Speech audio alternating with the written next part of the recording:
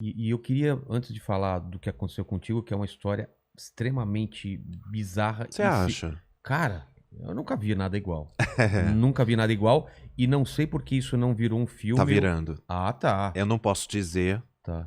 eh, por onde está Cara, saindo, mas eu te digo me que faz é uma participar disso de alguma forma. produtora mundial. É, cara, eu quero estar Tipo, o participando lançamento disso. vai ser em 160 países, um Então, negócio porque é assim. uma história que quando eu soube a gente tem um grupo aqui do pessoal do que faz o canal. Aham. E a gente começou a comentar sobre a sua história, e a gente falou: "Cara, que história bizarra, fantástica, com reviravoltas". Ela é perfeita como claro, eu não queria estar na sua pele, é óbvio que não, Sim. mas você vendo o final dela, ela é perfeita como um ciclo para você entender o ser humano, ou as facetas do ser humano.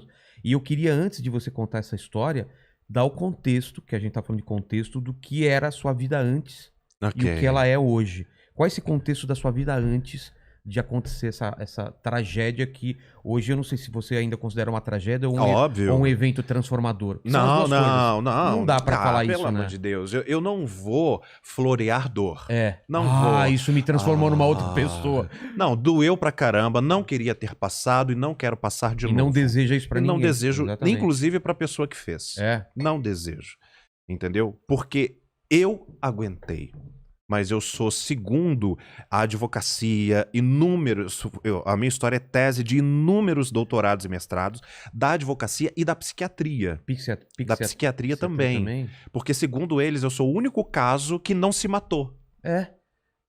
Isso é a coisa mais Alguém que chegou incrível. perto foi o reitor da Faculdade do Sul, que foi acusado erroneamente por uma delegada da Lava Jato.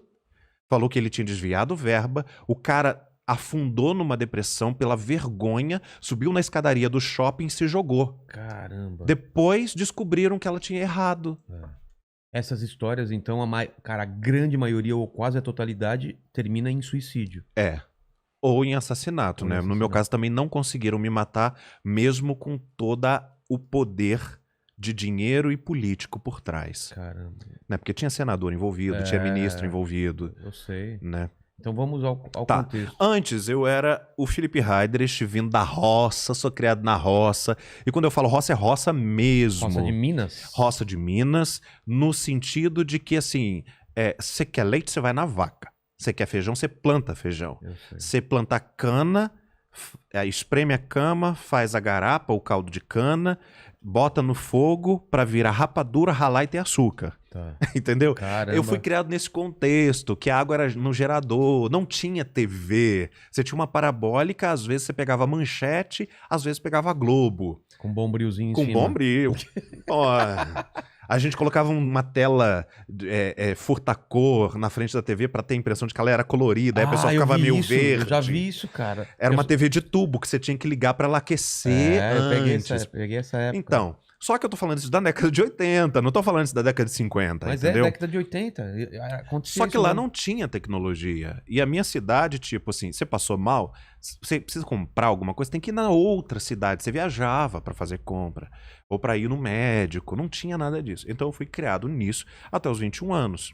E a minha família é de cafeicultores.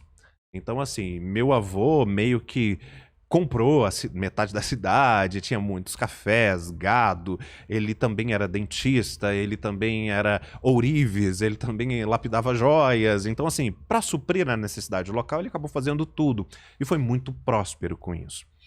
Aos 21 anos, eu já era muito fora da realidade. A minha família queria, óbvio, que eu permanecesse lá para cuidar da fazenda ou ser um dentista e tudo mais. Mas não, a cidade não me preenchia mais. As perguntas que eu fazia desde criança, elas nunca eram respondidas. Então, por exemplo, eu li toda a coleção de Machado de Assis com 9 anos. Caramba. Sabe, eu li Erich von Däniken com 11. Né, o cara que fala sobre ufologia, sobre extraterrestres, Eram os deuses astronautas. Então, assim, E como você tinha isso na sua biblioteca? Você ia atrás? não, ia atrás, ia atrás. Como era uma cidade turística, os turistas às vezes doavam livros para a biblioteca. E eu tinha parentes que moravam no Rio de Janeiro e levavam, sabe, deixava lá. E eu pegava e lia, e rabiscava. Eu tenho livros assim com a minha letrinha de 12 anos, de 11 legal. anos, porque ficou no meu escritório externo, né? Porque o que ficou na minha casa eu perdi. E aí, isso aqui tava no escritório externo. Tá. E aí, eu venho pro Rio de Janeiro e aí eu vou fazer música, né? Eu achava que a minha vibe era ser cantor ou instrumentista. Eu fiz música, fiz coral, regência, ópera, toquei piano. E aí fui fazer algumas matérias na mesma sala que se estudavam os teólogos. Eu cresci na igreja. Então, desde criança, Que eu era igreja? presbiteriana. Então, desde criança, eu era envolvido com as coisas de igreja. De criança, eu era líder das crianças, jovem líder dos jovens, adolescente líder dos adolescentes. Eu fui o diácono mais jovem da história do presbiterianismo na nação. Então, isso... Então, a religião e a Bíblia... Eu li a Bíblia uma vez por ano. Então, com 20 anos, eu já tinha lido 20 vezes. Essas coisas. Sim. Eu vim pro Rio de Janeiro. E aí decido fazer depois teologia. Faço teologia. Mas já vendo como uma vocação? Eu Ou me só- apaixonei pela ciência da teologia. tá. A vocação veio depois. Tá. Até porque eu trabalhava secularmente, né? Secularmente eu tinha um emprego outro, né? E eu era muito próspero nesses empregos. Eu lembro que eu trabalhei numa empresa que tinham 13 filiais, ela era a 13ª no Rio de Janeiro. Eu assumi essa empresa em 2 anos, ela era a vice, só perdia para a matriz em Belo Horizonte. Então, assim, Deus me dava muita prosperidade no que eu fazia. Até que, em 2008, eu decido viver exclusivamente para a religião, para Deus. E aí eu começo a escrever, viajar, fazer conferências no Brasil e no mundo. Mas tem algum gatilho, alguma coisa que te faz mudar de Tem, ideia? eu tive uma experiência com Deus. Ah, E experiência é coisa muito pessoal. Claro. Entendeu? Eu já era voluntário no lixão de Jardim Gramacho, no Rio de Janeiro. Já tinha passado 4 anos e meio lá dentro. Que eu sempre dizia assim, poxa, eu vim de uma família muito abastada. Eu nunca tive dificuldade nenhuma. Como que eu vou saber os problemas das pessoas? Então eu escolhi ajudar igrejas na faixa de Gaza. Na faixa de Gaza é o limite que divide as favelas do Rio de Janeiro de Manguinhos Mandela, que é Terceiro e Comando Vermelho. Caramba. Entendeu? Onde meu tio foi assassinado, inclusive ali passando de um lugar para o outro. Eu decidi ficar ali ajudando. E eu falei, não é o suficiente. Então eu fui pro lixão, passei 4 anos e meio. E você imagina, né, uma pessoa que nunca tinha sentido cheiro de churume, né? E eu passei 4 anos e meio lá, fazendo a obra. E aí me tornei conhecido nacionalmente, comecei a participar de vários programas, rádio, artigos, viajar ao mundo e tudo mais.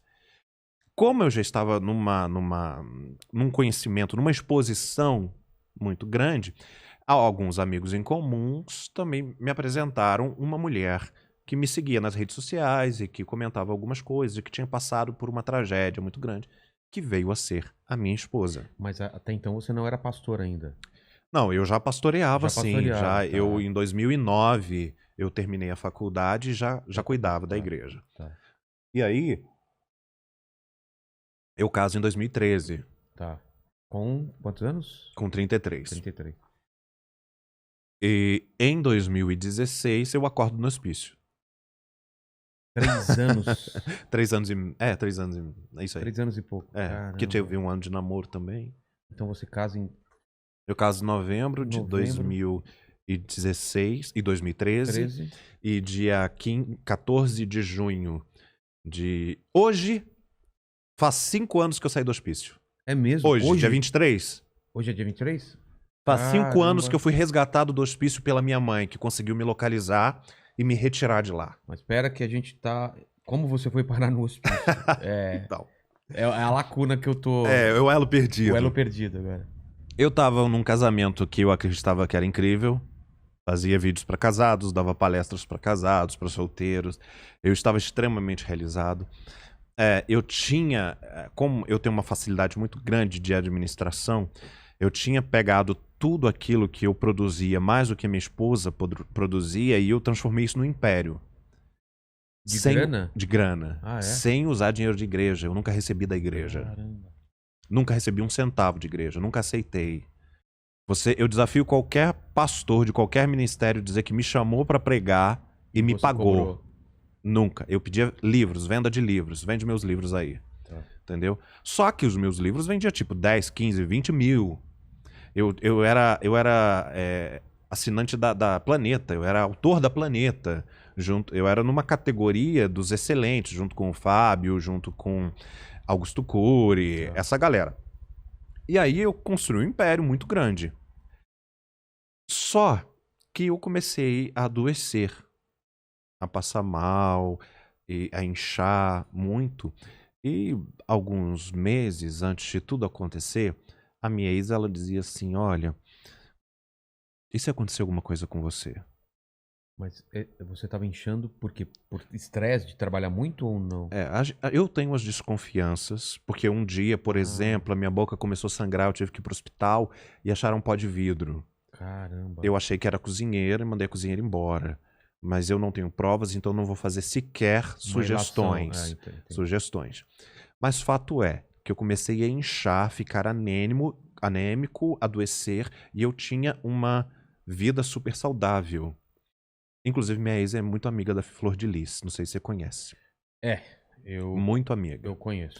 E aí, inclusive a Flor de Lis prestou todo o apoio a ela quando isso aconteceu. Aí, construímos o império e tal. E quando Bem antes sucedido. Isso, pouco antes disso tudo acontecer, ela começou, e se acontecer alguma coisa símbolo com da você? família feliz, né? Símbolo de uma família margarina É. e tudo mais. E se acontecer alguma coisa com você? Você viaja tanto, você tá doente, a gente vai ficar desamparado. A sua família que mora lá em Minas vai ter metade de tudo, eles nem vão saber usar. Caramba. Eu dizia, porque eu casei pra morrer casado. É. Eu dizia, ué, mas não tem problema, eu passo tudo pra você. E aí eu fui comprando as coisas no nome dela. Caramba. Mas não foi suficiente. 18 dias antes de tudo acontecer, ela me propôs alterar o regime de comunhão do casamento. Que era? Era comunhão parcial. Tudo que nós construímos depois era nosso. Antes era individual. Para separação total.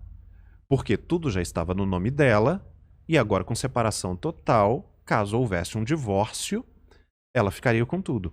E aí E eu você não falei, topou? não topei, eu faço um testamento e deixo pra você. Mas isso criou um pânico na casa, porque ela não aceitou e começou a brigar e não sei o quê. Aí ela dizia que era pela faculdade da família dela, porque eles tinham uma faculdade que herdaram do pai, a Faculdade de Toledo de Araçatuba.